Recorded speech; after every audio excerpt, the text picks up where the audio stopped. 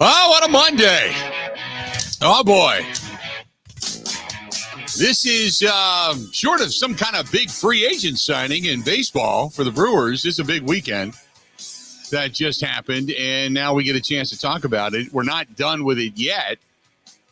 Packers all but eliminated. I think it's like a 3% chance now of actually making the postseason. Mathematically still alive, but the dagger has been twisted and stabbed, and I think it is still being sharpened and re-stabbed as the Philadelphia Eagles put an emphatic stamp on the Green Bay Packers defense yesterday. A defense now that in the last 2 weeks has given up more than 900 yards. Let that sink in. More than 900 yards in the last 2 weeks. A ridiculous amount of yardage.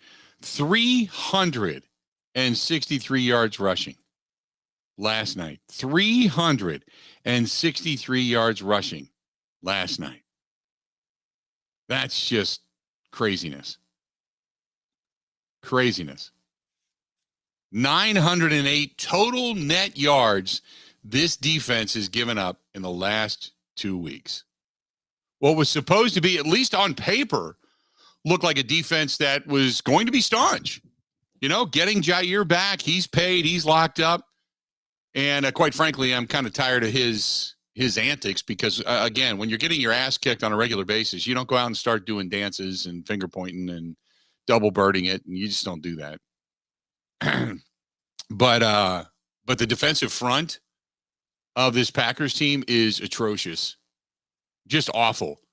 The missed tackles. They had over almost 20, I think, missed tackles last night. Just an embarrassingly bad performance. Again, by this team. So we're going to talk about that today. And then, now, Ben, you and I were talking about Luke Fickell last week. And you and I were texting back and forth over the weekend during the game. And I've always said Ryan Day and the Earl Scheib painted on beard. He's picks up where, everybody else left off recruiting wise, where Urban Meyer left off. He's done a really solid job. He gets the talent, keeps the talent, but he's not a great in-game manager. I don't think he's a great coach by any stretch of the imagination. And again, he's now 1-2 against the Michigan Wolverines, and he's 0-2 in the last 2 years. And his team didn't even look. His team, when they faced adversity, folded. When in that ball game, you saw what happened to Harbaugh's team. They came out swinging. Like they had nothing to lose. We're going to punch you in the mouth and see what you do when you respond, if you respond. And they were the better team. I can't argue with it. I can't make excuses. They were the better team. C.J. Stroud, 0-2. 0-2 as a quarterback of the Ohio State Buckeyes against Michigan. So you and I are texting back and forth, and the reason I lead into this is because I had said at the time, I think Ryan Day sucks. I don't think he's that good of a coach, and their biggest mistake was allowing Luke Fickell to get away. Because say what you want about the schedule of the Cincinnati Bearcats in that program, he has put more NFL talent in the league from his recruits in college coaching ranks than he's like third best over the last few years with the amount of talent they've had. Put that team into a Final Four. Now, granted, their signature win last year was really over Notre Dame, but still put that team into the Final Four. And they went toe-to-toe with Alabama. It wasn't like they were a blowout, thank you for showing up, pat on the head, now get your butt out of here type of game. They went toe-to-toe with them for a good period of time. They just were outmanned. They were out physical. But, and we're going to hear from Mo Egger today out of Cincinnati. Now, Mo works closely with the University of Cincinnati and the Bearcat program. But I'm texting with Mo last night, and I got a couple of friends of mine that know Luke Fickell rather well. And I said, okay, give it to me. What are the Badgers getting? Because I had my opinion, but I wanted to get their opinion. They said, his players love him. Love him. That's first and foremost. The fans love him. Obviously, their success, so you're going to love him. He just had signed that contract extension, turning down USC and other jobs, including Michigan State a couple of years back, to say he wanted to stay at Cincinnati. Whatever became incredibly enticing from the University of Wisconsin, I don't know. He'll have to, kind of reiterate that. He had the Notre Dame job. The problem was Notre Dame wanted him now, and he was not going to leave Cincinnati in a Final Four battle against Alabama. So he had that Notre Dame job, and it wasn't that he turned it down. It was that he said, look, I'm not gonna start there until I finish my journey here. And so Notre Dame moved on. But he was wanted by Notre Dame, USC. There's a couple other schools there, and then there's Michigan State. So Luke Fickell, incredibly good recruiter, really good guy that when it comes to developing talent, that's part of his forte. And the guys love him. Boosters love him. Fans love him. Now, the criticism, which comes with a lot of coaches, is some of the in-game management has not necessarily been great. And the other add to that I got yesterday was, but he has learned as his seasoning goes on as a head coach, certain things that do and don't work, certain things that do and don't do. But for the most part, everybody I've talked to, one, they're stunned that Wisconsin got him. Stunned. Secondly, the fight for Paul Bunyan's axe, I don't think either way that game comes out, that means anything. This was something that's been in the works pretty much probably since Paul Chryst was fired. That there was feelers that were put out probably on both sides. And if Luke Fickell said, yep, I want to come there, then McIntosh said, you got the job. You got the job. And this is, Ben, correct me if I'm wrong, should be a culture change for Wisconsin. They are in the lower third in just about every category when it comes to spending money. They're in lower third in facilities. And I'm not talking about Camp Randall. I'm talking about practice facilities and such. They're in the lower third in spending when it comes to recruiting, certain things when it comes to coaching and coaches' pay. I think there's a lot of things that culture-wise will, during Luke Fickell's regime, hopefully it trends in that direction, that will change. It'll probably start with the money invested in the recruiting side of things, because they were a little bit behind the curve when it came to the NIL and the recruitment of kids NIL-wise, specifically through the portal. Ben, am I wrong on that? No. I think the NIL stuff, a little more of a question, because Fickell maybe wasn't the biggest NIL guy at Cincinnati, but he knows how to adapt and he knows what's needed. I think this move, more than anything, shows you that McIntosh is very, very committed to moving Wisconsin forward. And I'm not talking about, revolutionizing a spread offense with, right, high-flying athletes and stuff, but in terms of what is needed to compete, in terms of funneling money, just being committed to winning. Because I would argue for the last 4 to 5 years, definitely 3 under Paul Chryst, the program was not as committed to winning as it maybe seemed behind the scenes. So this shows the commitment's there.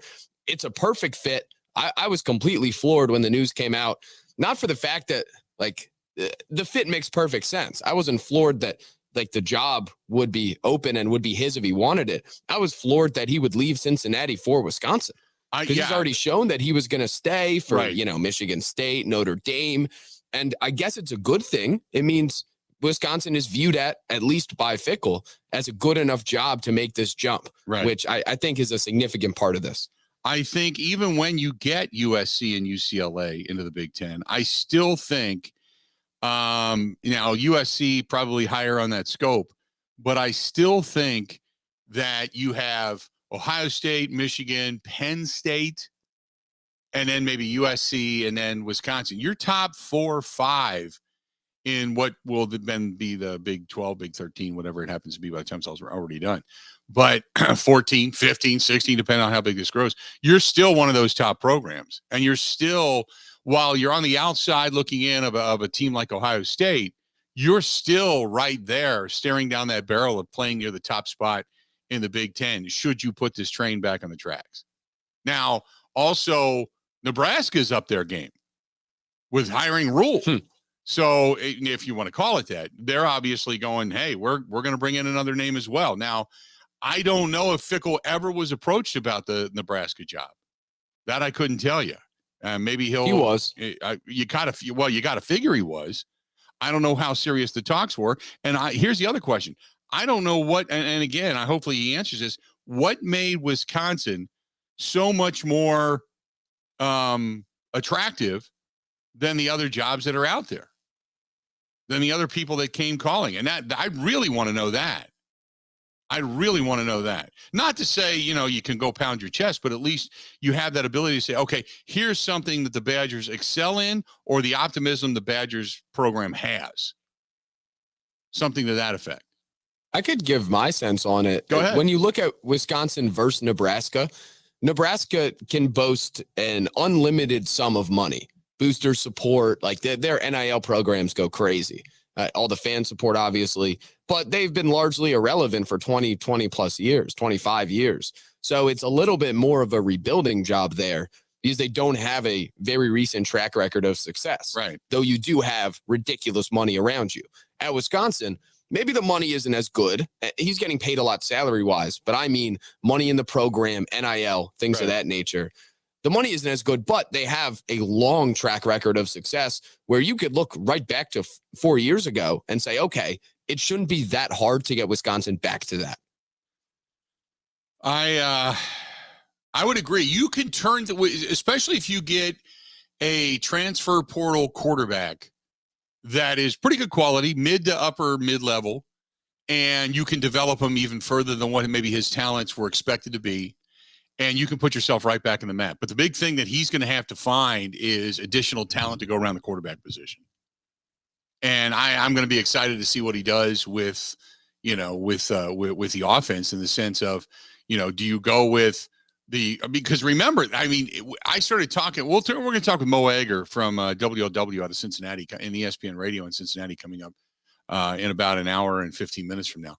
But one of the things that was so impressive was, in my text back and forth last night with Mo, was he had numerous kids that had a shot to go to Ohio State, and he was able to out-recruit OSU to bring some of those guys, couple of linemen, couple of receivers. Sauce Gardner was a guy that was being recruited by many before he got back. He's obviously in the league now. That he got over Ohio State and a couple other bigger colleges. That's how strong a recruiter. Now, that's the resume he brings coming into Wisconsin. Hopefully that continues. Obviously, he's got a pipeline into at least portions of the Midwest, so it's not going to be unfamiliar territory to him.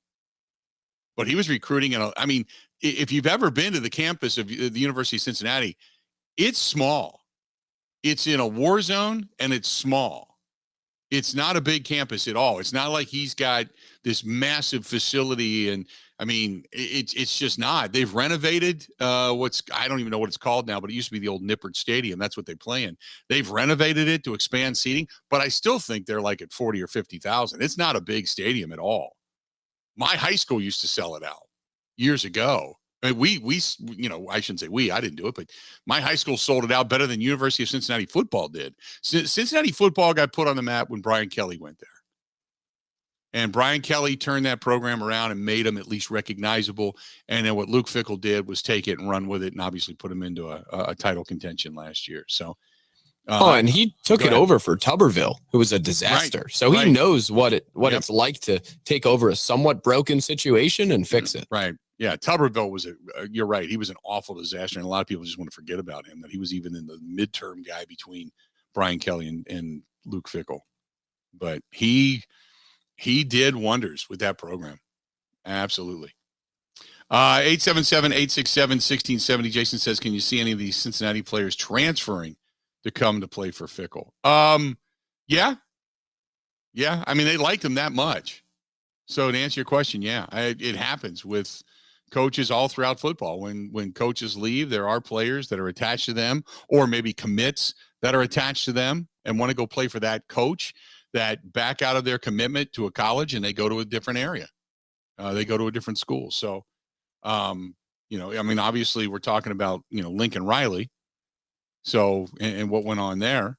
So he got his quarterback, his wide receiver.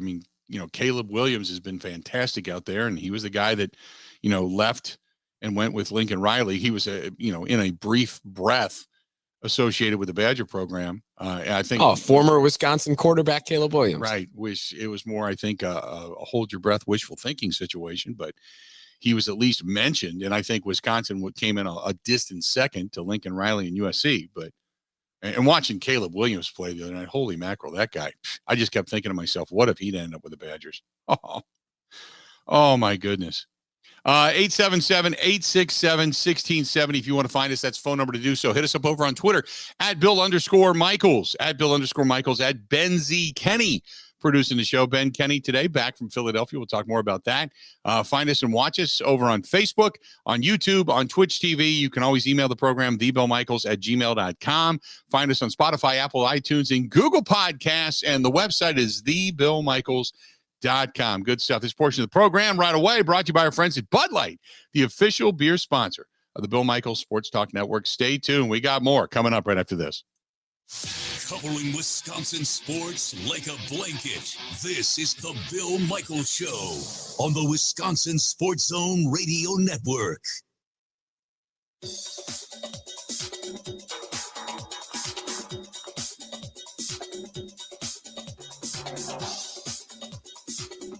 Bill Michaels will resume in 3 minutes.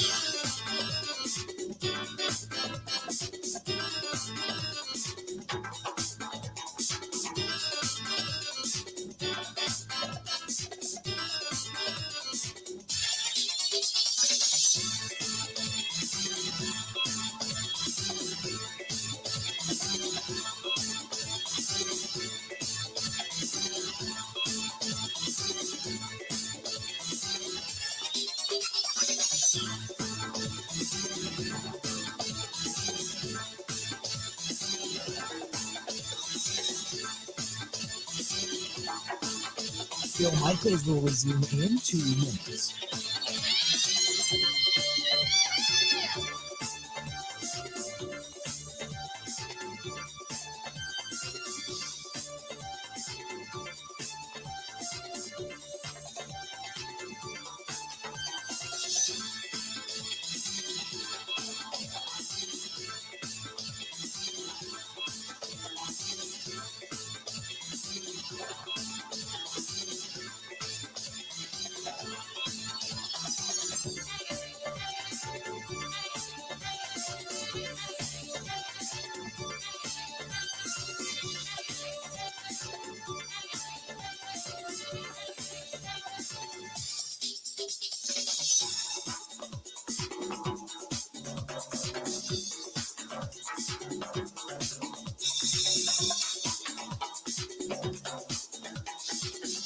Bill Michaels will resume in 1 minute.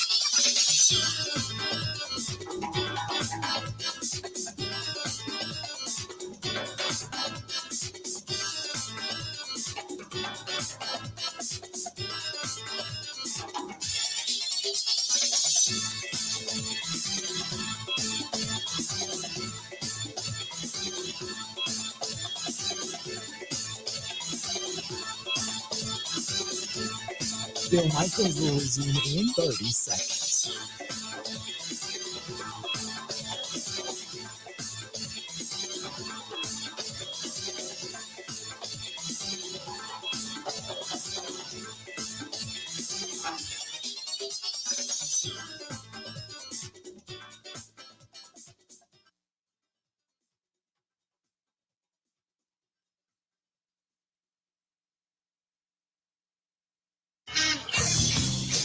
You know, I can hang my hat on that. That's the moment I've been preparing for. Like I said, this whole season, you never know when it will come. But, yeah, you know, especially in a game like this, like I said, my mindset was, let's go win. You know, let's go make a comeback and go win. Don't let it be like, oh, the backup's saying the game's over, you know. Let's go try and win it. Welcome back. Those are the words of Jordan Love. Jordan Love saying, let's go out and win this thing. Almost did it last night. Did not look bad. Not look bad at all. As a matter of fact, Jordan Love, 6 of 9 last night, 113 yards, had that 63-yard touchdown pass to Christian Watson. And boy, I tell you what, he ended up bursting onto the scene in the last 3-4 games, didn't he? Man, oh man, oh man. Maybe it just takes some guys some time. Maybe just needed to get healthy. But I'll say this: once he caught the pass on the crossing route, was it just me, or does Christian Watson just make guys look slow? And we're not talking guys that are like, running with lead feet and cement shoes. I mean, these are quick defensive backs, and he just has a stride. Man. Oh, I thought it was just a perfect throw. Never seen a throw that good. He looked good. I'm all in, Bill. He looked good. And again, one game and one, quarter and a half of football does not a career make, but he looked good. He looked good. Which you're glad to see him look good in case anything happens and Rodgers calls it a season or calls it a career or what have you, that at least if he's, but I want to see Jordan Love do good and do really well for a couple of reasons. One, it ups his trade value. First and foremost, if they decide to get rid of him, there you go. Secondly, if Jordan Love plays extremely well, then you don't feel nearly as much angst if you decide to turn the reins over to him. But, again, for as much as Jordan Love looked terrible in a couple of games that he actually prepped for, go back to the Kansas City game last year, the second half of the Detroit game last year, and I didn't go crazy. I didn't overreact. I just said, look, it's always what I thought it was. And last night, I'm not going to go overboard. I'm not going to go crazy and say, oh, my God, he's so much better. He's done anything and everything he possibly can to become a better quarterback. I'm sure he has gotten better. He should. But like I said, a quarter and a half for a defense that really wasn't scheming for him. Now you wait and see. If he ends up playing the remainder of the season, now you wait and see. But he looked good. He was very decisive with the football. We've always known he's had a pretty strong arm. He throws it on a pretty good rope. But he did a lot of good things last night. So kudos to Jordan Love in a somewhat difficult situation. And it's unfortunate he didn't get the ball back because with about 9 minutes to go in the game, the defense completely drained the life out of any Packers fan even breathing a breath, as that pool was immediately drained because a 7-minute drive went on, basically running the football right down their throats, and the defense had no answer. Absolutely nothing. Last night, Jalen Hurts only threw the ball 28 times. They ran it last night 49 times for 363 yards. That's embarrassing. That's just embarrassing. I don't care who you are. That's and again, 406 yards given, or 906 yards given up in the last 2 weeks by this Packers defense. And last week it was against a team that only averaged a couple hundred yards going into that game. Just embarrassingly bad. Obviously missing Rashawn Gary and such, and some injuries, Devondre Campbell, a couple of key components to that defense. But come on, man, just missed tackles. Holy mackerel. They were awful. 877-867-1670, 877-867-1670. If you want to find us, please go ahead and do so. Luke Fickell, his presser is today at 4:00, right, Ben? Yeah, this afternoon. Yeah, we're not going to carry it. I had a couple of people that said, hey, you're going to carry it live. Not on this show. It's going to be. No, we'll have audio of it coming up tomorrow. Yeah. So we'll have some more of that. And hopefully we get a chance to talk to Chris McIntosh or Luke Fickell himself. I mean, we'd love to get him on the program and talk a little bit about all of that, but it is what it is. So but we are going to talk with Mo Egger. And like I said, Mo works in Cincinnati, ESPN radio there, WLW as well, but also works close with University of Cincinnati basketball program and football program. Covers them both, and we'll talk with him about what to expect out of Luke Fickell. So this is from Mark, who said, is there any way to get out of Kenny Clark's salary? Kenny Clark looked bad last night. He looked bad. He looked tired. He looked gassed. And there were times he was just getting blown up by Kelsey one-on-one last night. He didn't even, it wasn't like, he had a ton of double teams crashing down on him. He looked bad last night too. It was just an all-out craptastic effort. I don't know what else to say. And I don't know how else to say it. It was a bad effort. Bad effort last night. We had a caller call in and said, how many good Badger players do you think will stay with the program? I don't know. I mean, if that's a great question. And the other question is, does Jim Leonhard still have a job? Now, it's my understanding that Leonhard and Fickell are meeting today. That's my understanding. Jim Leonhard has turned down other jobs to stay at Wisconsin. And not in recent history, but a couple of years ago, I talked to somebody close to him who said he's just a Wisconsin guy. He loves Madison. He loves that scene. He loves his job. He loves the institution. Who knows? Maybe Fickell comes in and goes, hey, look, dude, I know things got a little bit sideways and recruiting was way down and such, but you've pretty consistently had one of the top 5, top 10 defenses in the country over the last 3-4 years. And I don't want to let that go. Will you stay on as a defensive coordinator? Now, I don't know if I was really, really, really aspiring for a head coaching job and I just got passed over in this program for a different guy, and that guy now comes to me and says, I want to keep you after I was just the interim. I don't know. I don't know if it's a matter of swallowing your pride or just wanting to know your space. So that's a great question. I don't, that's up to Luke Fickell, I would assume. I can't imagine Chris McIntosh saying, hey, I've already talked to Jim when we hired him on as the interim. I've already talked to him. He knows he's going back to being a D coordinator after it's all said and done. So here you go. You got to keep him. I can't imagine that. But I certainly, if I'm Luke Fickell, he's one of the key components to that defense that I would be talking to and saying, hey, do you want to, first and foremost, do you want to stay? Do you want to work with me? Do you want to work for me? Do you want to stay? Because if you're upset, you don't think you can get past it, and be honest, but you just let us know. But he is such a Wisconsinite and Wisconsin guy through and through. I don't know.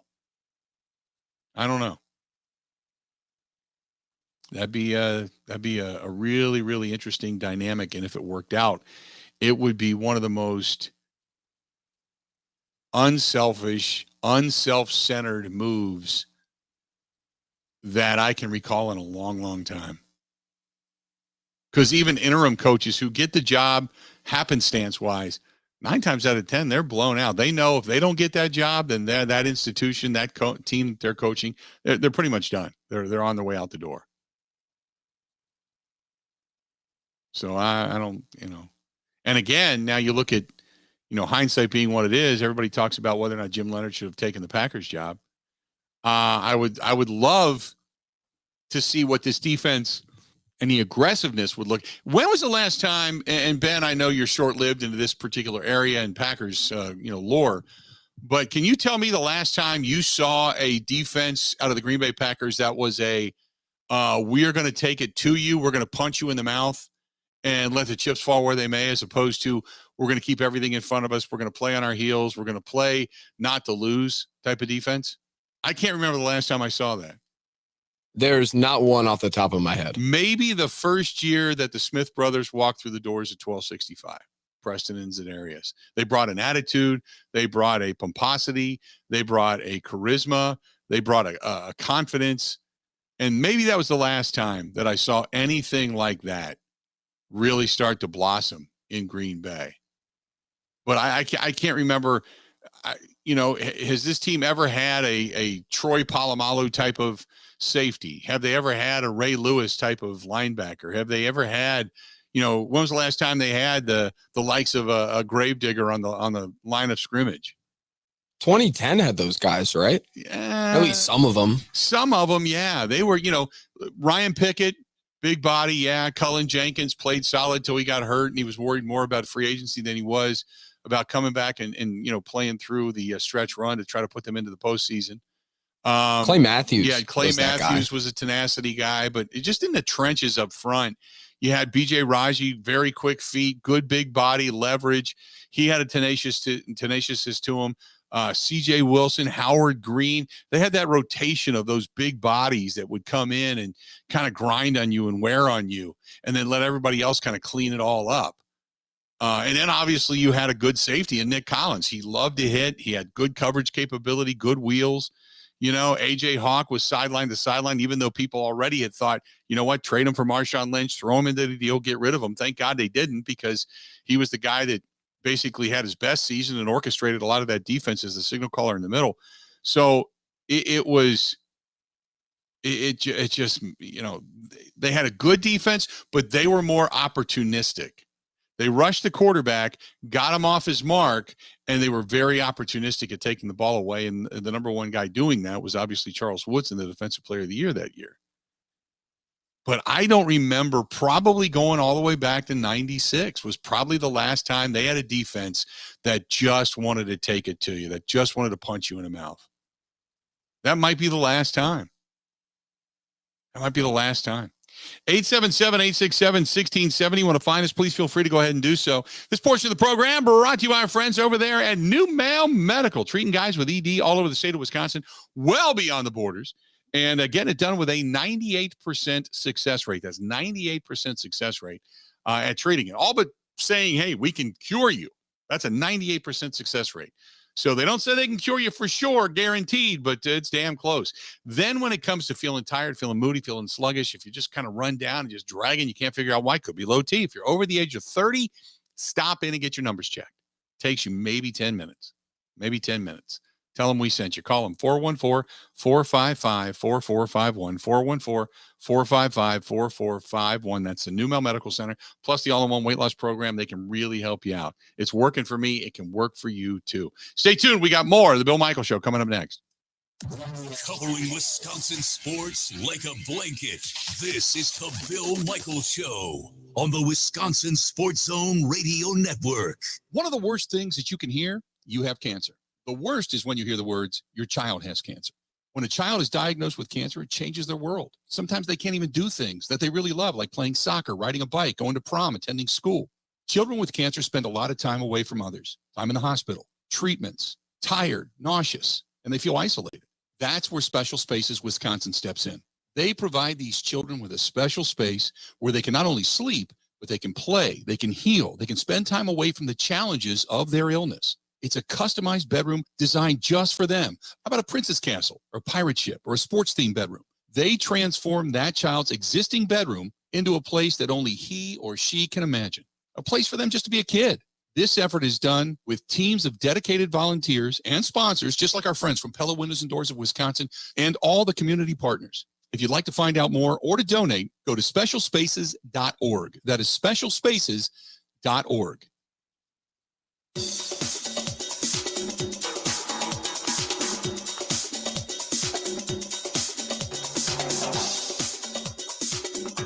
Bill Michaels will resume in 5 minutes.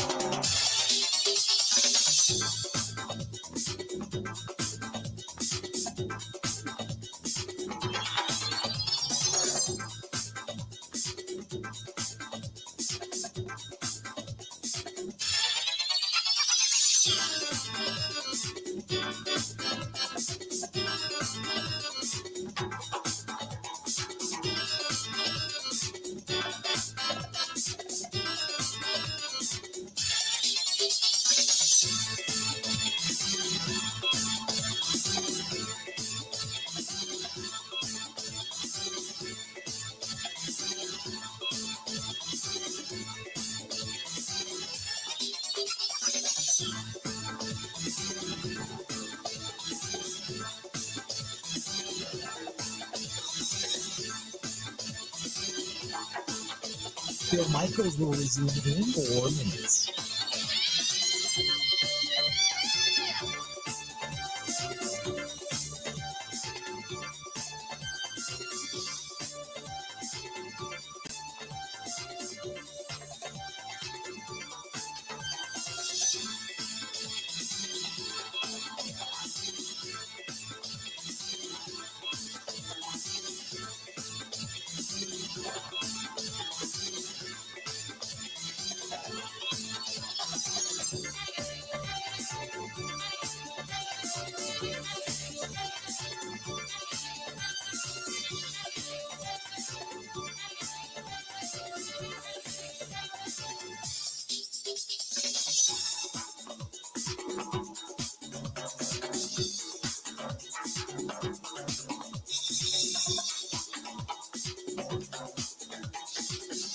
Bill Michaels will resume in 3 minutes.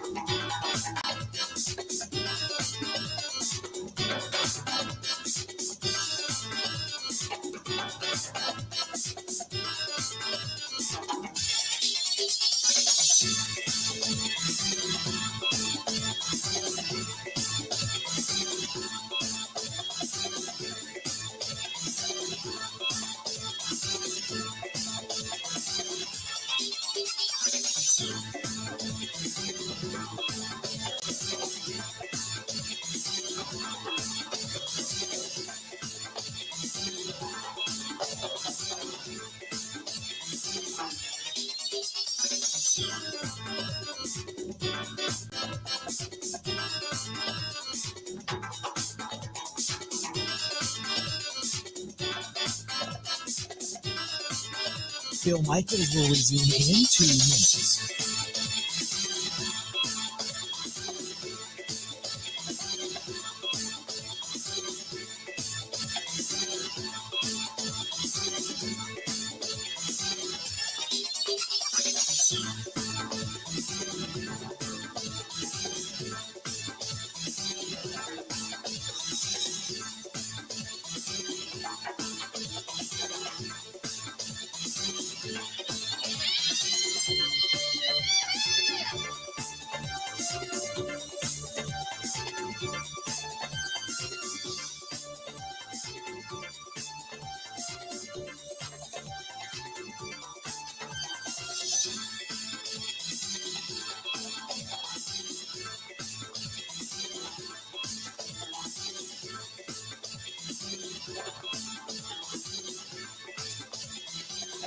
Bill Michaels will resume in 1 minute.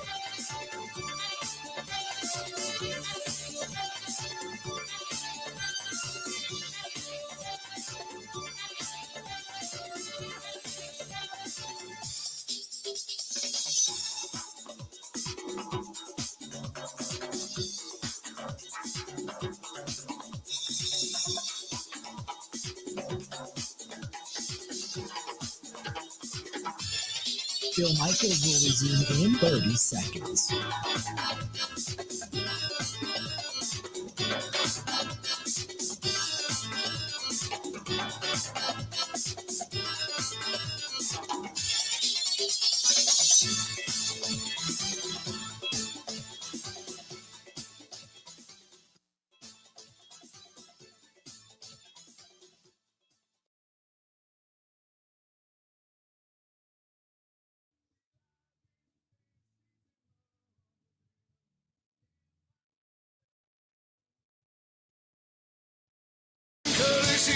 Welcome in. Good to have you. Hey, our friends over at Pindell. I know it's that time of year, but if you're thinking about maybe in the 2023 season, changing jobs, careers, check out our friends at Pindell, Pindel.com, Pindell.com, a quality machining and manufacturing company, robotics. They can train you. They can train you not only to do the job, but to advance, to make it a career. And if you want to go on and, build your own company one day, they'll help you do that too. But if you're looking for a good company to work with in the state of Wisconsin or within the sound of my voice, please feel free. If you're looking for a company to work for, in partnership with, they would be glad to have you. Go to Pindell, Pindel.com. That is Pindell.com.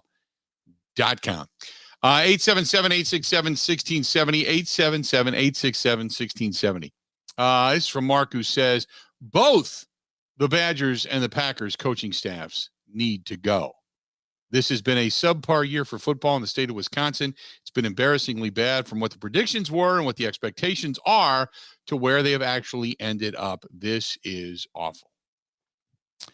Ben, let me ask you. Because at the beginning of the season, I said I could see the Badgers winning 8-9 games. Obviously woefully wrong. But were your expectations were a little more tempered, right? I thought 9-3. Yeah. But definitely raised all the questions that people had. I did not foresee what ended up coming. Right. Yeah, we didn't foresee, I don't think any of us thought that Paul Chryst would be fired midseason. I don't think that any of us, once Paul Chryst was fired, I don't think anybody saw that Jim Leonard was not going to be the one getting the job. That was a really well-kept secret, wasn't it? Oh, there was a prominent unnamed Wisconsin writer as recently as the night before, Saturday night, was still tweeting it was going to be Leonard. And I think Sunday morning, like an hour before the news dropped, right. Blindsided everybody. Now it's funny because you and I were talking last week about Luke Fickell, and we were talking about, if Jim Leonard didn't get the job, I said that's the direction you go. But we all assumed that Jim Leonard was getting the job. But I've been high on the Luke Fickell bandwagon for a while, and we're going to find out a lot more about him coming up with Mo Egger from ESPN Radio at the bottom of the next hour. We'll get kind of the lowdown in how Luke Fickell is and an insight into the program.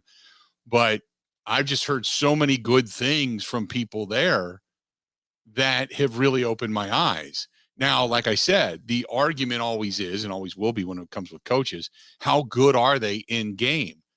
Some say early on Fickell was not great, but as time went on, he got so much better at it. And last year, obviously the Notre Dame job popped up. He wasn't able to take that. But this is a guy that, he knows recruiting. He's the winningest coach in Cincinnati history. And usually it's easy to do because if you get a few seasons of winning under your belt, you're gone because that's considered a stepping stone program.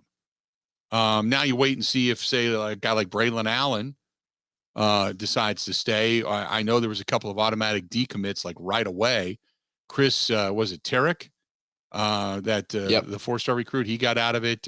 Roderick Pierce III, he decommitted as well, immediately once Luke Fickell was announced. But you can't argue with 58-17 and 3 straight American Athletic Conference championships.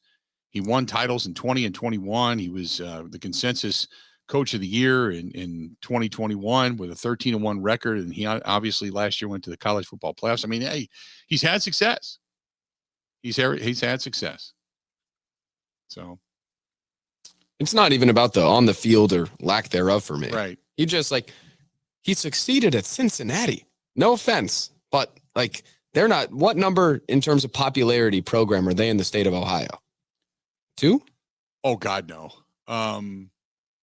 As far as colleges go, college football. Well, that's really kind of the only other game in town. You got Ohio State and then the University of Cincinnati and the University of Miami of Ohio, which is where Ben Roethlisberger played.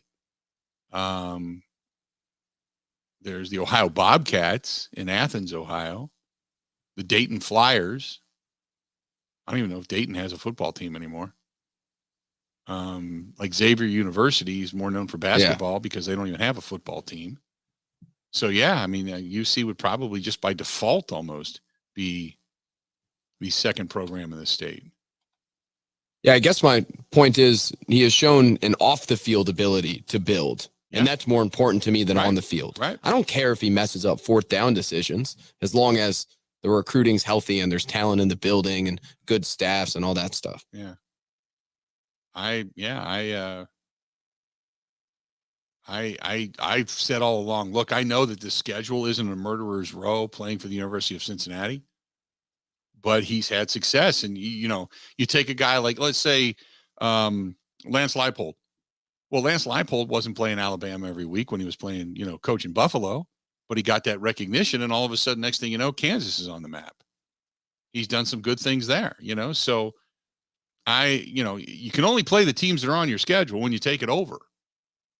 And what you do with it after that, if you start winning championships, eventually you're going to get noticed. And especially if you're a small school, you're not Alabama, you're not Clemson, you're not you're not Ohio State, you're not Michigan, you're not any of those programs, but you're the 3rd best at putting guys into the National Football League who have had success.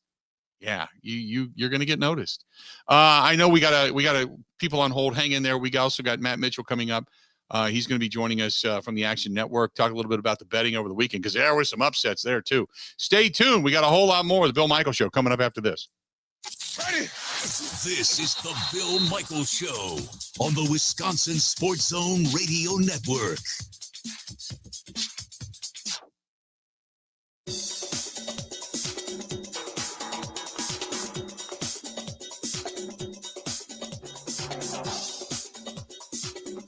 Bill Michaels will resume in 3 minutes.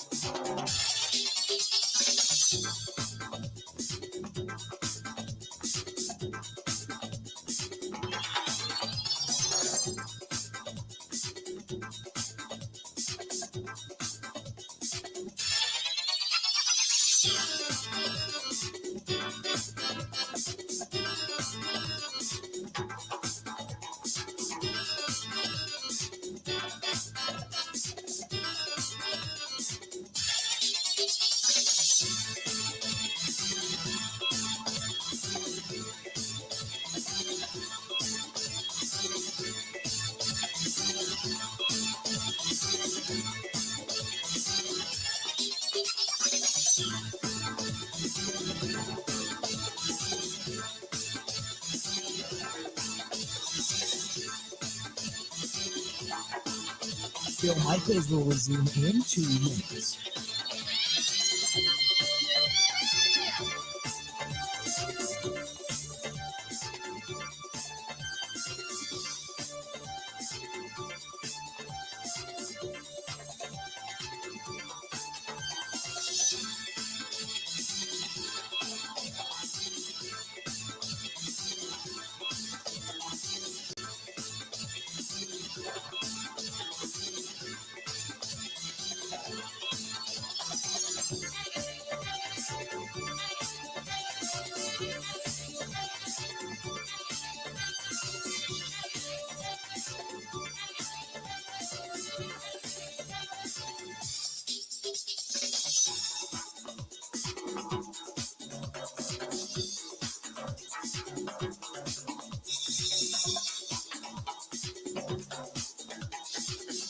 Bill Michaels will resume in 1 minute.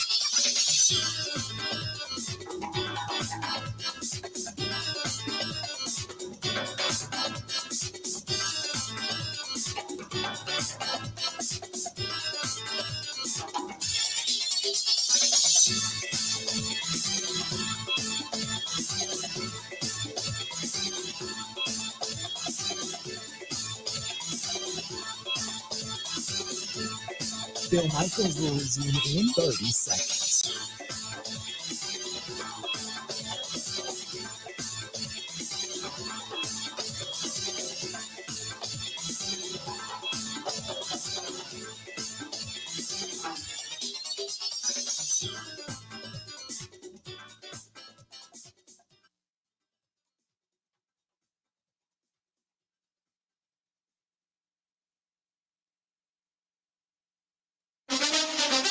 Now, in Green Bay, here's Mike Clemens. The Packers lose to the Eagles, 40-33 at Lincoln Financial Field. Philadelphia jumped out to a 13-0 lead, led by Jalen Hurts, who rushed for 158 yards, the most ever in a game for an Eagles quarterback, surpassing Randall Cunningham, Michael Vick, and Donovan McNabb. Hurts after the game. You know, I have a great deal of respect for those guys, the guys that have come before me, Randall, Mike, McNabb, and they don't even know how they've affected me, impacted me in my time here. And it's an understatement to say how much I appreciate them, because I do. The Packers tied it up at 20 apiece, but Aaron Rodgers, playing with that fractured thumb, suffered a hit to his rib cage that's going to require an MRI today. That's ribs, and it was in the first half and then got kind of re-aggravated in the third quarter.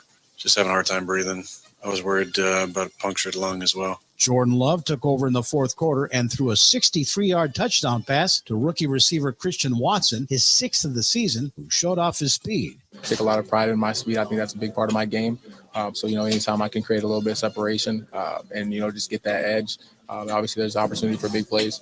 But the Eagles took over and grinded out a 10-play drive that finished with a 54-yard field goal. Eagles head coach Nick Sirianni. When you have a kicker like Jake Elliott, you trust him to make those situations. And he drilled it. We have so much faith in him. Jordan Love finished with 2 scoring drives in the final period and a quarterback rating of 146.8. Matt LaFleur. I'm not shocked, to be honest with you, that he went out there and played well and showed great poise. That we see it on a daily basis. That's Packers head coach Matt LaFleur. I'm Mike Clemens on The Bill Michaels Show.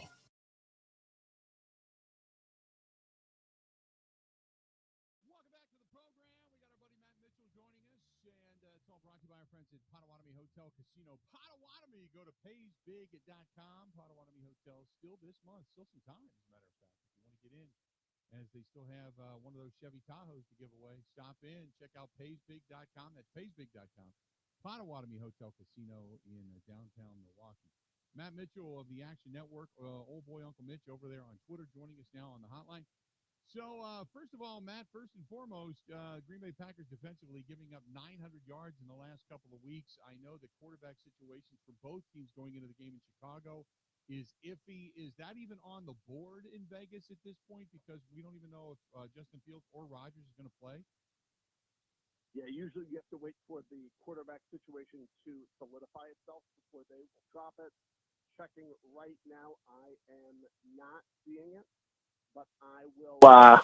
It will certainly be a game that gamblers everywhere will be eyeing. Oh, I'm seeing it now. -2.5. Packers -2.5 on the road in Chicago.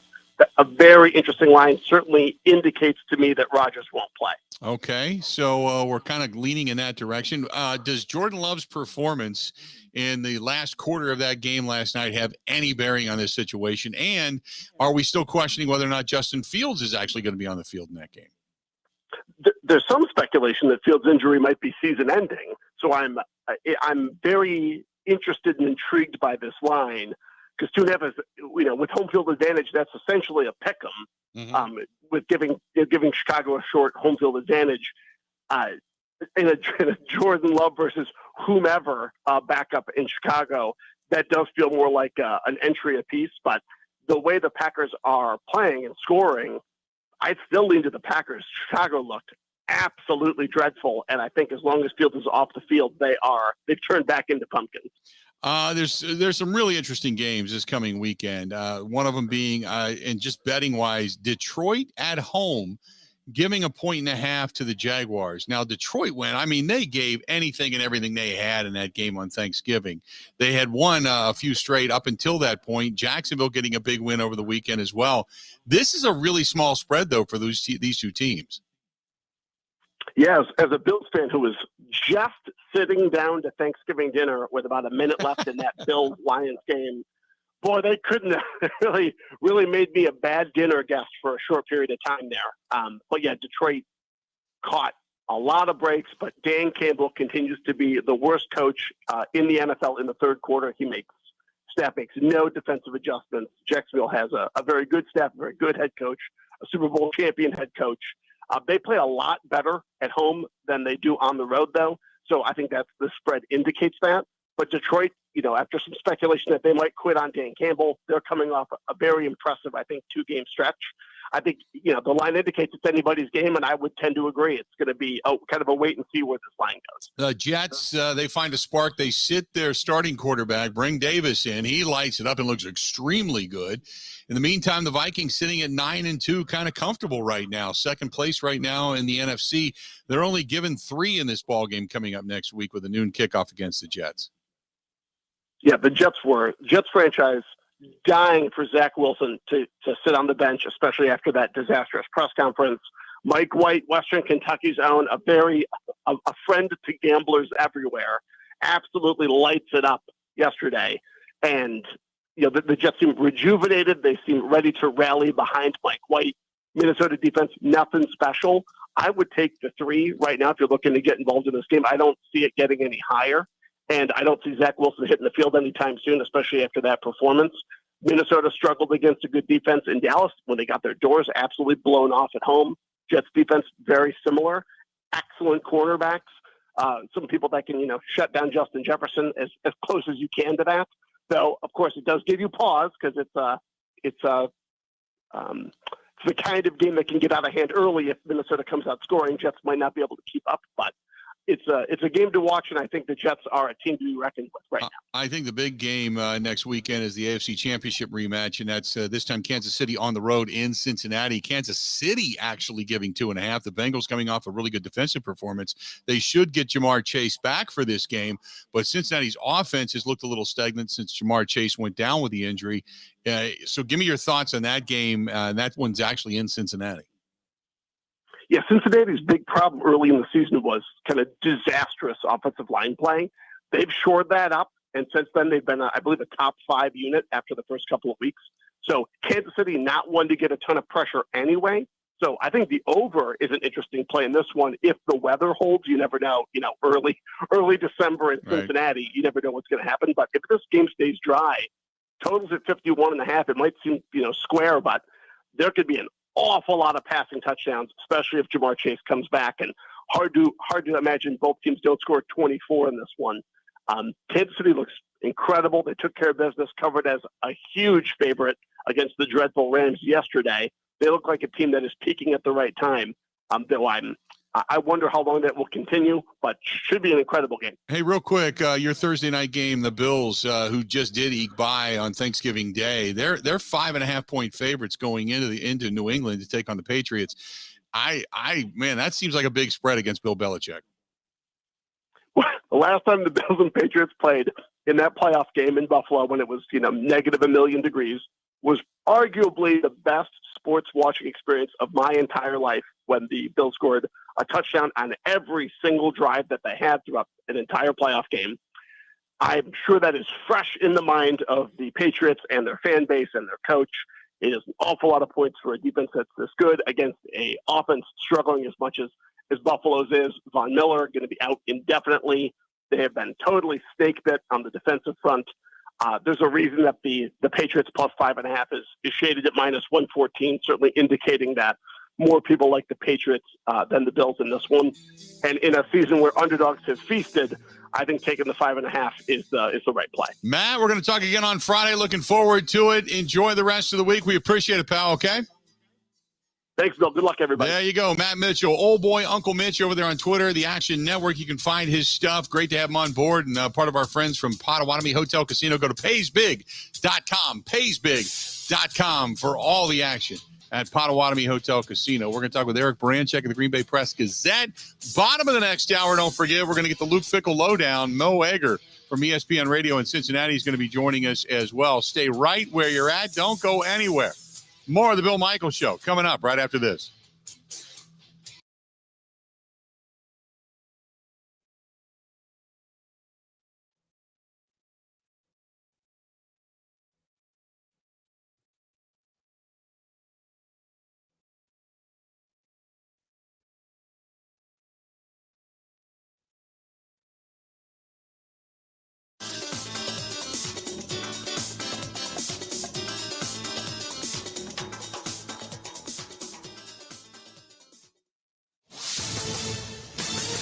This is a Wisconsin Sports Zone update. Wisconsin has a new football coach.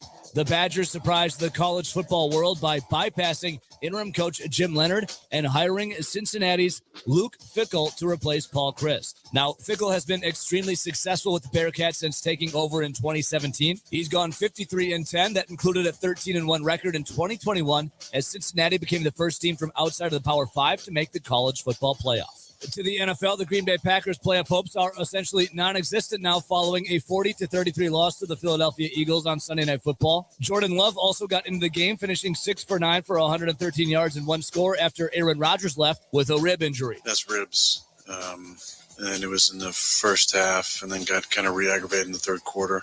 Just having a hard time breathing and rotating my upper body. So I was worried about a punctured lung as well. So I wanted to get that checked out. Get a scan tomorrow. The Packers, who now sit at 4-8 on the year, will head to Soldier Field to take on the 3-8 Bears on Sunday. Want to save even more at Fleet Farm? Well, now you can with Fleet Rewards. It's free to sign up, and there's no credit card required. Using Fleet Rewards is easy. Earn points every time you shop.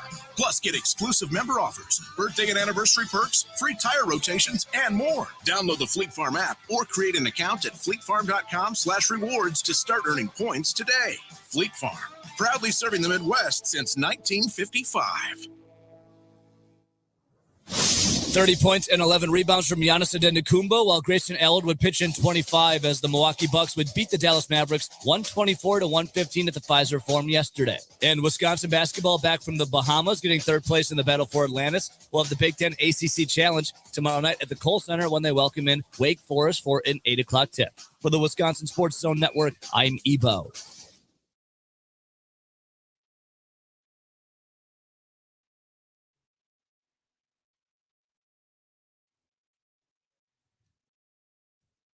Good day and good to have you back.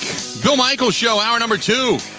Getting it on. This portion of the program brought to you by our friends at Sloppy Joe's and Smoke on the Water. Did you head out there this past weekend? You had your family, and you kind of went, okay, I got to get away from the family. So Sunday morning you got up, you went out to Sloppy Joe's, you sat down, had a great breakfast. Maybe the same thing over at Smoke on the Water. Had some entertainment there this past weekend. 2 great places, one group of owners. Joe and Ellen Hennis, fantastic people, but I can't recommend both places anymore if I had to. Stop out to either Sloppy Joe's in Hubertus, on Hubertus, or on Okauchee Lake. That is our friends at Smoke on the Water. And also they have the chef, Jerry Garcia, there now as well. Bring him in now. It's our guy, Eric Branchek of the Green Bay Press Gazette, and to talk a little bit about what went down yesterday. Eric, I guess on one hand, you can look at it as the offense gave fight. Jordan Love looked good. Christian Watson makes people look slow. On the other hand, the defense couldn't have sucked anymore if they absolutely had to. And I think 3-4 people that were actually baggage handlers on the flight home could not get tackled by the defense either. So where do you want to start? Ooh, there's a lot there to uncover. Yeah, I know, right? Unbelievable. Dude, let's start with up front in the trenches. This was supposed to be a defense that on paper was going to be just so much better. And I saw last night, Quay Walker, look, if that kid ever develops an ability to get off of a block, he could be something because the guy can run. But you got to be a better tackler and got to be able to shed blocks. The guys up front, even with one-on-one with Kenny Clark and Kelsey, were not getting it done. They were getting pushed around. It was a tough game up front in the trenches. Certainly was. They really got it taken to them. Surprising, to say the least. But I tell you what, that Kelsey, that center, he is one heck of a player.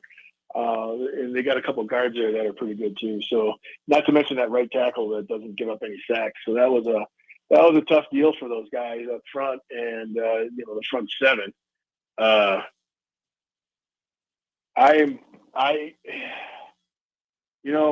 I think the biggest issue of the two things is this was the first game. I mean, the Packers really missed Mr. Campbell, and I think this game was the game where it really stood out because they could not. They had no answer for Jalen Hurts running the football, and you saw it right away in the first series that they went right after the Packers linebacking core, and they just, Walker just couldn't hold up. And, they missed the one tackle on the first run, and then the second was a draw there to Jalen Hurts on third down, and Kelsey pretty much evaporated Quay Walker and off to the races. So it was a tough go all around, and I think as bad as it looked with up front, at times it was pretty good. But I think the bigger issue is they missed Campbell, and that was his leadership. I think on some of those runs he's able to cover up Hurts, but unfortunately, who they had in there wasn't able to get it done. Did we? Without trying Gary Devine, can't obviously different defense, but we overestimate the talent that's there with Jair coming back and getting paid, Stokes, and then obviously, Savage and Amos, and Amos seemingly dropped off in his play and his ability, and obviously the outside linebackers, and Preston Smith was going to have this big year. And did we overestimate all of this? Yeah, I think it's possible that we did. I think on paper, I think we're all fooled that it was going to be pretty good coming back. The back end looked really good with Stokes, Douglas, and Alexander. And then you saw Kenny Clark and the addition of Jaron Reed. On paper, it looked really, really solid. And Gary, before he went down, there's nothing to be disappointed in his play. He was leading the NFL as far as quarterback hurries and pressures and sacks and all that per opportunities. So, to be disappointed, I think is in that particular player is I think is a little harsh, but the way the rest of the defense has performed, and last night, you saw it too last night. It looks to me like the defense just gave up. They didn't just, the effort to tackle from a lot of the guys weren't there. The guys that were fringe players or guys that added late, I mean, they still were fired up. And, I'm speaking with Ford and Mixon and the Hollins kid. Those guys showed up last night, but the rest of the crew just looked like, they're sleepwalking. And it just looks like they've lost confidence and they don't appear to be excited to go out and play. I mean, I thought after, there were times where, the Packers come back on offense and score and have a great opportunity. The defense just flat. It's disappointing. Talking with Eric Branchek of the Green Bay Press Gazette, and after further review the podcast with him and Pete Doherty, go offense and talk about Jordan Love. He comes in for Aaron Rodgers, and Rodgers didn't look bad. He just, had the 2 picks, obviously, one being batted into the air. But talk about Jordan Love, because I know a lot of people went, oh, my God, this is Jordan Love. This is great. You got to bench Aaron Rodgers. Jordan Love's the next coming. But I'm kind of like, you know what? As bad as at times he played, go back to Kansas City last year, go back to that second half against Detroit. I also won't go crazy over what he did last night. He looked good. He looked sharp. He looked strong with his arm. I totally agree with all of those things that you just said. I'm not in the camp of bench Rodgers and play Favre the rest of the way, or Favre, sorry, right. Aaron Rodgers the rest of the way out. I guess I'm getting old. Holy cow. I know. But I mean, the reality is you're paying the guy 50 million, whatever it is. It's more than I can even imagine. He's got to go and play, and you know what? The guy's a competitor, and you know this as well as anybody does. When you're a competitor, you're not going out on someone else's terms. If you can't play because you're injured, that's one thing. But I think if he's healthy, he's got to play. And if he's not healthy, it's okay to rest him. Give him a break. But the guy's a competitor. If you could say whatever you want about him. He's not washed up physically. He is a competitor. He's made some, I've been more outspoken than most about some of the decision making and some of the issues about, getting him in sync with the receivers and all that stuff. But if I'm him and I'm standing on the sideline and I'm watching what's going on out there, you got a running game that's working. And you got a receiver that's dynamic now that is going to force teams into 2 high safeties.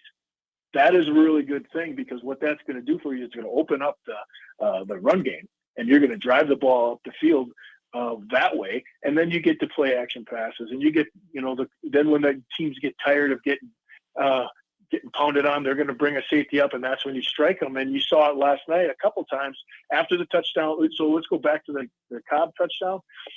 Watson goes across the middle. Everybody in the stadium has seen that happen the last 2 games. They know, you figure that ball's going to him right away. It doesn't go to him, carries the safety out, and now you got Cobb in the middle of the field with no safety there to come back and make a play on the ball. That's the difference. Excuse me. That's what's going on. And then also you saw the Eagles in 1 high safety, and he turned that slant into a touchdown. Very next series, they come out 2 high safety. They say, all right, this guy's not going to beat us deep. We're just going to play two deep safety, and you're going to have to just, boom, boom, boom. That's what defenses are going to have to do. They're going to have to pick their poison. And I think if I'm Aaron Rodgers, and if you're in the front office, and if you're on that coaching staff, you know what? This guy's a competitor. He's not going to go out like this. Get him in camp next year. Do this thing. See what happens. I mean, I am, like I said, I am not a boot to kick the can down the road. Let's boot him out. I think you got to weigh that really judiciously. And if you can get a game out of Love here at the, as the season winds down, and you feel good about him, great. If not, you got a chance to move on and hope that Rodgers can play another year. But looking forward, if we're really looking forward, the offense has the pieces and it's coming together. It's gelling.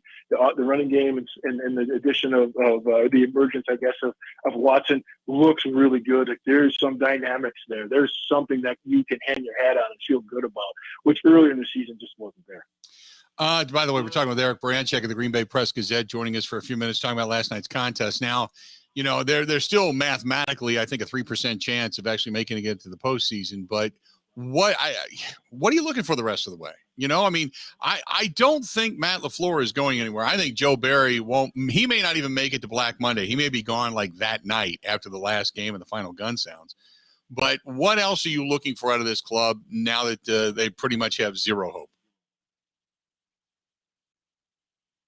I'm looking for the first thing and foremost is I'm looking for that coaching staff to be a leader of men. I want those guys to go out there and play and fight hard every single down, tackle hard, effort on your tackle. When you have a pursuit angle, that they run it out and not just give up and let the ball go out and wait for the next guy to make the tackle. I'm looking for improvement from some of the rookies. I'm looking for Wyatt to do something on the defensive line. I'm looking for Walker to step up and become a little bit more physical. Looking for some of the guys that are probably on the fringe to being on the team next year, offensively and defensively, to step up and just play hard. I mean, you gotta, but it's going to start with the leadership at the front of the team, and Matt LaFleur's got his hands full because he's got a ton of veterans there. They're disappointed. It's really easy to just pack it up and mail it in for the rest of the season, but you want to see some fire. You want to see them come out and play and compete every single game, every single down. And if they do that, you got to feel good for the prospects of next season. And I think they got to be, that's the thing that I'm looking for. All the plays and all that kind of stuff from some of the newer players and on offense and things like that are good, and that's really great. But more importantly, it's about getting those guys ready to play and coming out rip, snorting mad and competing. Here's the question, and I'm watching last night. I'm watching the live stream of our discussion today, and people are commenting, and people have really no faith when it comes to Matt LaFleur being the, quote, leader of men and getting smash mouth football. If that's the perception, do you think Mark Murphy says it might be time to make a change while we still have this whole ship right, or we're trying to get it right, or we've got another year or two of Aaron Rodgers, or do you think ride it out and then in a year or so you're just blowing it up? Well, I'm not the quick hook on the head coach. You look at other teams. I mean, it'd be really easy to fire Bill Belichick, right, after a couple of bad seasons, or Mike Tomlin. I'm not so sure that's the right way to go. I think for me, it's, they've won a bunch of games. I mean, 13 wins in 3 seasons in a row. That says a lot. And then they knew they were coming into a completely different dynamic on offense and defense. They can't seem to get the pieces put together. I think the biggest question the front office has got to have is, hey, Matt, are you going to get a defensive coordinator here that can make some plays and make things happen on defense? We gave you what we thought were talented players, and you still flat out of your face. So what are you going to do? Are you going to get a new coordinator? All those things. But I don't think you throw in the towel right away. I think it's, I think blowing it up right now is probably the wrong stance to take, but maybe another year or two and see what happens. Does this team, with all the salary cap ramifications that they have, I mean, because I was all for going all in, and for the most part, they did. I was all for it. Now, knowing what's coming, that you're going to have to pay the piper eventually, and all the salary cap issues they're going to run into, was this it? Do you look at it and go next year, yeah, last year was the year and it just failed miserably? No, I don't necessarily agree with that, because I think there's some opportunities there. Going into next season, there's going to be some new faces. There's no question about that. Some of the tried and true guys that used to, that are making big bucks aren't going to be there. And, it probably starts at left tackle. And that'll, you can free up some room there, and you can do a few things, because they got to sign Jenkins, maybe. Probably going to have to sign him. So that's a big number there. Some of these other guys that have kind of come on, you got to make a decision if you think Rudy Ford has a future with your ball club, or Mixon. I think Mixon provides a little bit of spark. He definitely is. I think he needs to be back and returning kicks. How did they miss on that guy all season long? I don't know. Sometimes it just happens. You find lightning in a bottle once in a while. Who knows? But the Rudy Ford kid, he's the one that stripped that ball on that fumble that Quay Walker ran back. Mm-hmm. I think there's something there. I just feel like they expected too much. I mean, it just wasn't enough on the outside perimeter, and now you got Watson, you got Toure, you got Dobbs. I mean, could be pretty special, and I don't think it's ready. You're ready to throw in the towel just yet. Let's give these guys a year and give Aaron Rodgers a year to play with these guys, or at least a couple more games, and see if they can develop some sort of rapport and keep it going and see. I mean, because the pieces are there for another good run. It's just for whatever reason they got to be able to find a way to get it to come together. Always good stuff, my friend. We will talk again next week, and hopefully it's under better circumstances. I'm still going to be interested to see if Aaron Rodgers has the capability of playing, if he does, going with this team into Chicago, where he last told him he still owns them. So we'll see. Yeah, that's going to be a tough one there. But he's a competitor. He's going to want to play. And if he doesn't play, it means he's hurt. Right. You know, and I think there's something to think about there too. But more importantly, I guess I've been listening to you this morning. It sounds like you like the Fickell pick. Huh? I do. That guy? I do. We're going to hear more from my buddy Mo, who covers him down in Cincinnati. But I really do. I've heard nothing but great things about him. And yeah, there's always going to be fans and such that second guess certain decisions and clock management and such. But for the most part, he's an exciting hire. So yeah, I'm excited. Well, it seems like he's a developer, huh? He doesn't Right. get a lot of 5-star recruits, but takes a bunch of 3s and 4s and make them into NFL stars. Right. No, he's been pumping out the NFL stars, no doubt about that. So that'll be interesting to be. I think what did I see? Someone said this is one of the most un-Badgers thing that they could do, and right. And hey, you got to shake. You know what? McIntosh is going to put his stamp on this thing one way or the other, right? Yep. No doubt about it. Good stuff, my friend. I appreciate it. All right. All right, Enjoy. buddy. Have a great week. You too, pal. Talk to you soon. There you go, Eric Baranchek of the Green Bay Press Gazette. Also, the After Further Review podcast. He and Pete Doherty do of the Green Bay Press Gazette. Really good stuff. We're going to take a quick break. Don't forget, coming up here in about 15 minutes, Mo Egger, ESPN Radio out of Cincinnati, is going to give us a lowdown on Luke Fickell. That is coming up. Give us about 15 minutes, and we'll have him on. Until then, we'll be back in about 3. Stay tuned. More after this. This is the Bill Michaels Show on the Wisconsin Sports Zone Radio Network.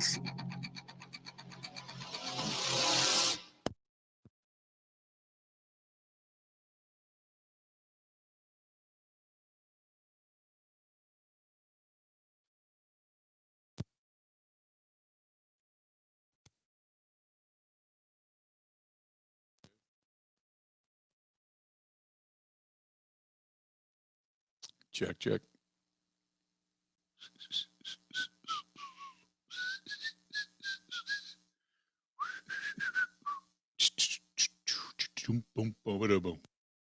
Is when you hear the words, your child has cancer.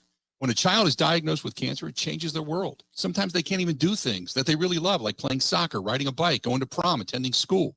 Children with cancer spend a lot of time away from others, time in the hospital, treatments, tired, nauseous, and they feel isolated. That's where Special Spaces Wisconsin steps in. They provide these children with a special space where they can not only sleep, but they can play, they can heal, they can spend time away from the challenges of their illness. It's a customized bedroom designed just for them. How about a princess castle or a pirate ship or a sports-themed bedroom? They transform that child's existing bedroom into a place that only he or she can imagine, a place for them just to be a kid. This effort is done with teams of dedicated volunteers and sponsors, just like our friends from Pella Windows and Doors of Wisconsin and all the community partners. If you'd like to find out more or to donate, go to specialspaces.org. That is specialspaces.org.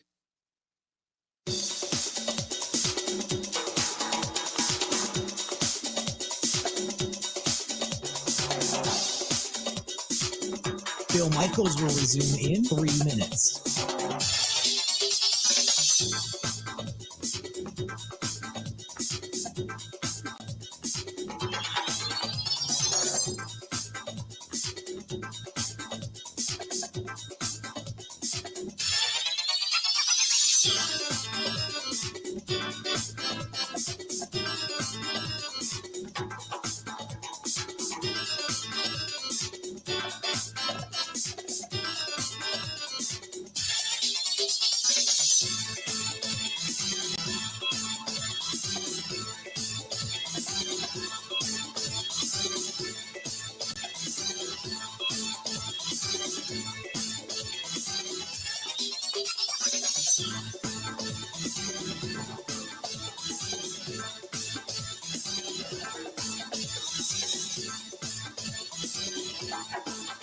Bill Michaels will resume in 2 minutes.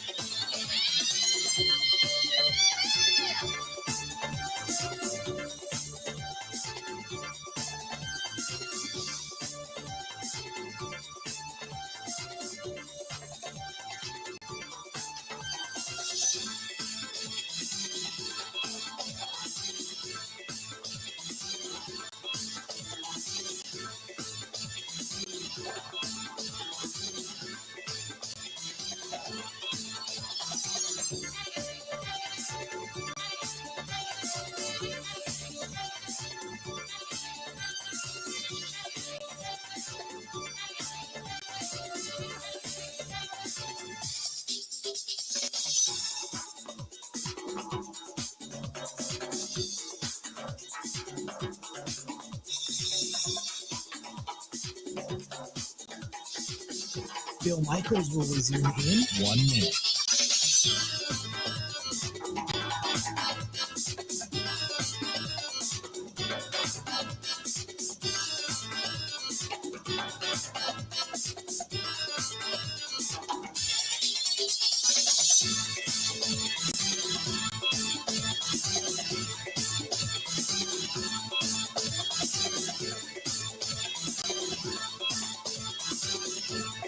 Bill Michaels will resume in 30 seconds.